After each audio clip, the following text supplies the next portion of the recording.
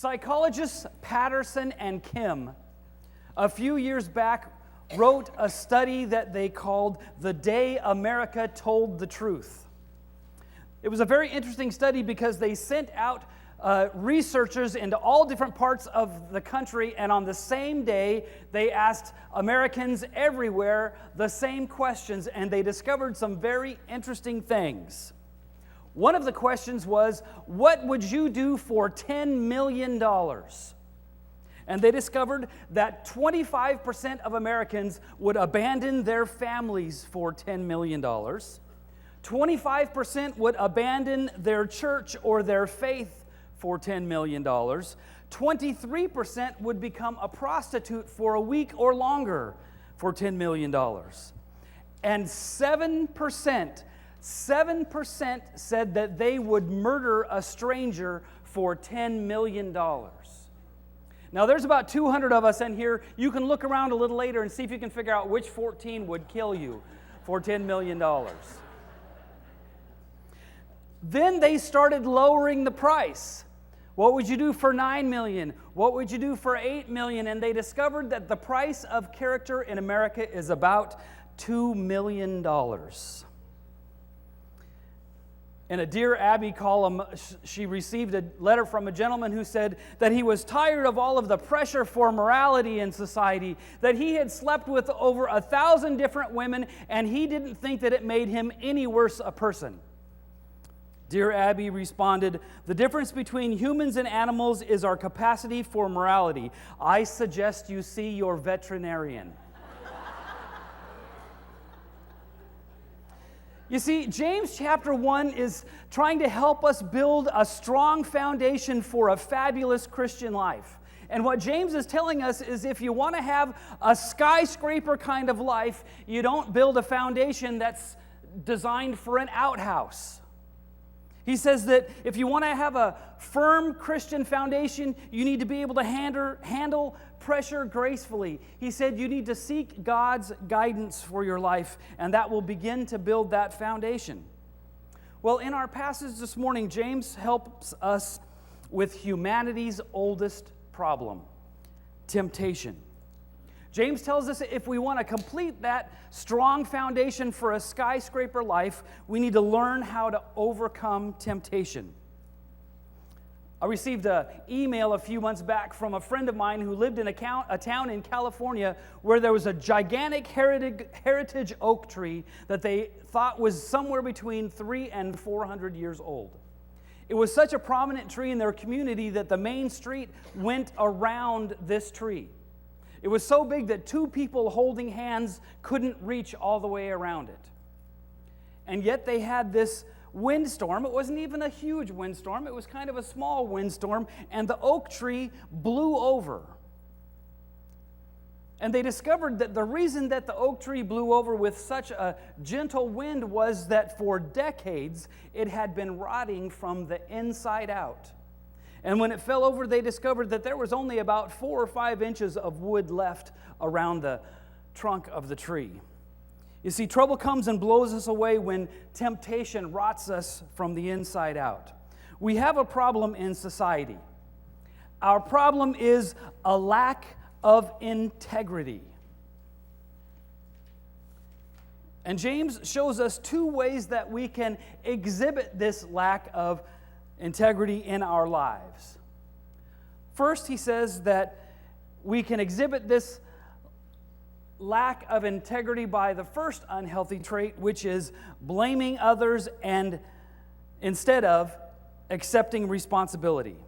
Blaming others instead of accepting responsibility. Look at verse 13. It says, "When tempted, no one should say, 'God is tempting me,' for God cannot be tempted by evil, nor does he tempt anyone." It's the oldest trick in the book. Literally, in Genesis, when Adam and Eve have sinned, God comes to them and says, "Why did you do this?" What does Adam say? "That woman you gave me made me do it." Our natural tendency is to blame others. It's society's fault. It's the government's fault. It's my parents' fault. It's my spouse's fault. It's my neighbor's fault, but it's never my fault. I gave in to the temptation, but it was because of the scenery or society or something else. Will Rogers said that all of American history can be chronicled by two events: the passing of the buffalo and the passing of the buck. But James says it's an inside job. The problem is never the circumstances, it's always our heart. The second character trait that shows that we have a lack of integrity is that we become desire-driven instead of character-driven.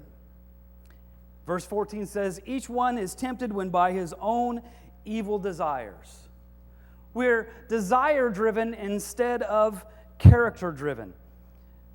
Desire-driven people make decisions on convenience. Character-driven people make them on commitment.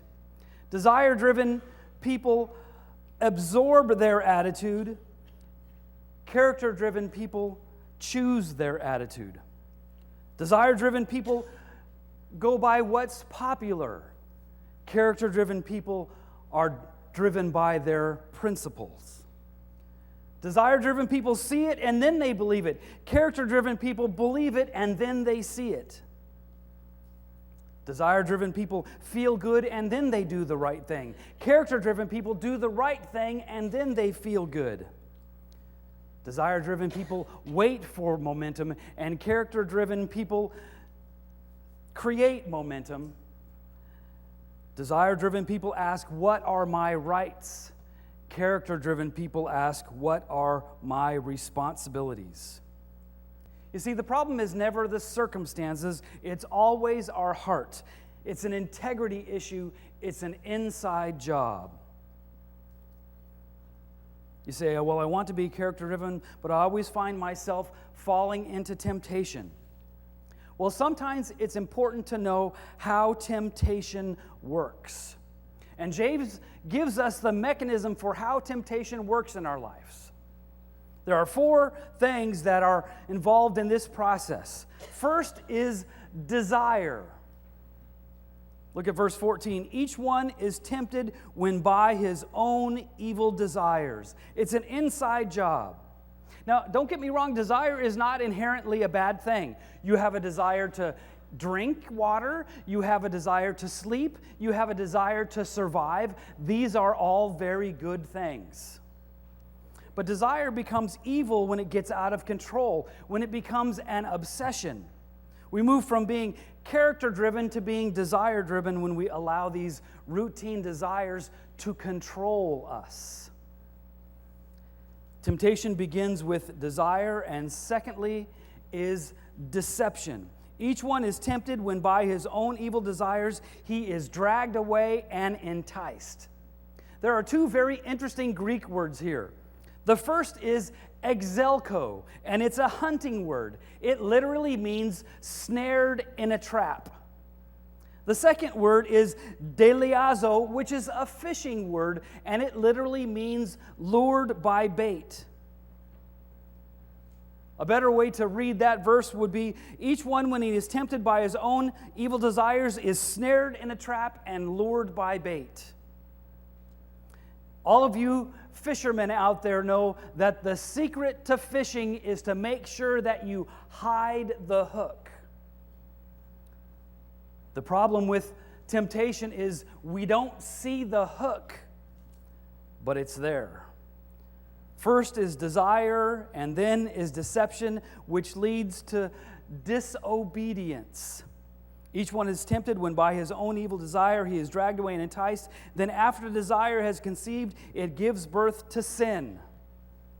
Our attention is arrested, our attitude is affected, and the next thing you know, we're doing things in our actions that we don't want to be doing.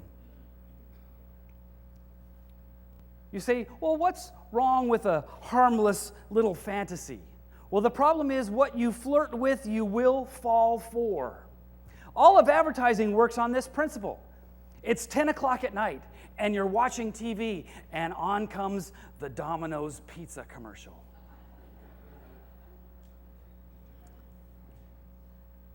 First, they have to create the desire. They have to make that piece of cardboard actually look desirable. And so they make it steamy and juicy. And then comes deception. They make you think it might actually taste good. And then comes disobedience. And we start picking up the phone, and desire leads to deception, leads to disobedience, which leads to dialing. And the next thing you know, you're calling Domino's Pizza at 10 o'clock at night and you weren't even hungry.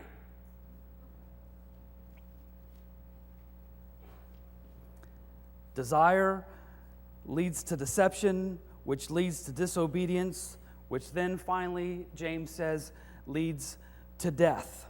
Each one is tempted when by his own evil desire he is dragged away and enticed. Then after desire has conceived, it gives birth to sin, and sin, when it is full grown, gives birth to death. Ladies and gentlemen, the tragic consequences to giving in to our desires is ultimately death. Listen to this article in a paper from a few years back. Dateline, Tulsa, Oklahoma. The title was, "Morrison aims to teach others he says he was HIV ignorant." Dressed in a black shirt and a gray blazer, Tommy Morrison looked as strong and powerful as ever. What was new was the look of fear in his eyes. The brute strength that had served Morrison well in the boxing ring is of no help to him in his latest fight. A point that came through as he talked about contracting the virus that causes AIDS. His voice cracked at times, and his face flushed as he announced Thursday that a second test for the AIDS virus had come back positive. He said, "I honestly believed that I had a better chance of winning the lottery than getting this disease. I have never been this wrong in my life. I'm here to tell you that I thought I was bulletproof, and I'm not." That's the way it is with all of us. We all think we're bulletproof, but we're not. Now, Tommy Morrison's example might be an extreme one, but don't we all think we're bulletproof? Don't we think we can get away with it? Don't we think that we won't fall prey to our desires and the deceptions? Problem is, it's not a battle that we can afford to lose because it ultimately leads to death. Well, if the problem is a lack of integrity, then what's the prescription? The thing that I love about the book of James is he always answers the questions that he raises. If the problem is a lack of integrity, then the prescription is a change of mind. Not a change of heart, a change of mind. And James tells us that there are 3 steps that we can follow to change our minds. The first step, we need to be refocused. Look at verse 17. Now, James has been talking about deception and deceit and sin and all this kind of stuff, and then all of a sudden he radically changes directions and writes, every good and perfect gift is from above, coming down from the Father of heavenly lights. I don't know about you, but I almost got a neck ache from that one. Why does he change direction all of a sudden? Well, I don't think he's trying to change what he's talking about. I think he's trying to refocus us. He doesn't change the subject. He changes our focus from the things that are tempting us to the great and wonderful gifts that God has given us. When you're tempted, the thing to do is refocus. There are other scripture passages that say, flee temptation. In other words, run! You see, the key to overcoming temptation is to refocus from the things that are tempting us to the things that God has given us or the things that God wants us to do. James is telling us that we can fight temptation by changing our focus. It's very difficult to diet standing in front of the refrigerator. When I was a little kid, I had the most evil grandmother in the entire world because she always kept a little dish of candy on the coffee table. And every time I would come over, she would say, "Now you stay away from that candy until after dinner." Yeah, right, Grandma. And every time, unless I went outside and played with my cousins, I would be standing right in front of that candy, waiting for Grandma to go in the other room. We need to refocus ourselves when we find ourselves in situations of temptation. James says when temptation calls, drop the receiver and do something else. We need to be refocused. And step 2, we need to be relaxed. We need to be relaxed. One of my favorite verses in the entire Bible says, be quick to listen, slow to speak, and slow to become angry, for man's anger does not bring about the righteous life that God desires. You know, life is becoming increasingly fast-paced for us third millennium Christians. And we're so busy doing all the things we're supposed to be doing that we forget to listen. What? We need to be quick to listen and slow to speak. We need to relax for a minute. Stay away from the things that are making our lives be so fast-paced, and listen to one another, and even listen to God. Because I guarantee you, if you listen hard enough, you will hear His voice. We need to be refocused. We need to be relaxed. And third, we need to be renewed. Therefore, get rid of all the moral filth and evil that is so prevalent, and humbly accept the word planted in you, which can save you. We need to be renewed. We need to make some changes in our lifestyle. We need to be getting rid of the things that are trapping us. We need to be renewed. Do you know how they catch monkeys in Malaysia? Since we're talking about Malaysia. You see, monkeys are too fast. You can't catch them. They're sneaky and they're quick. And so in Malaysia, the way that they catch monkeys is they take a big coconut and they cut a hole just bigger than the monkey's hand. And then they put some candy or a bell or a trinket or something inside of the coconut. And what happens is the monkeys, who are very curious, will come up to the coconut and see what's inside, and they'll want it. And they put their hand in and grab it, and when they grab it, it makes a fist, and they can't get their hand out of the coconut. And the coconut is heavy, and they can't drag it away. And even when the hunter comes up close to them, they want that thing so bad they won't let it go, and all the hunters have to do is just thump them on the head. Stupid monkeys. Good thing we're a lot smarter than those stupid old monkeys. You see, the problem is we hold so fast to those things that tempt us that we're making ourselves targets for the hunters. And the next thing you know, we're getting thumped in the head. We need to be renewed. We need to find a way to make our life new. When was the last time you felt like your faith was renewed?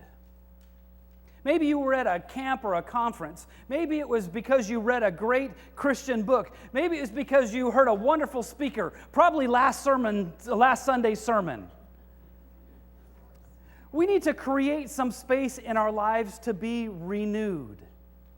Whether it's in the car on the way to work or in the morning while you're having your coffee, find something that can help you be renewed. A great book, a good Bible study, some Christian music, some sacred music. It could even be rock and roll. But find something that will allow you to be renewed.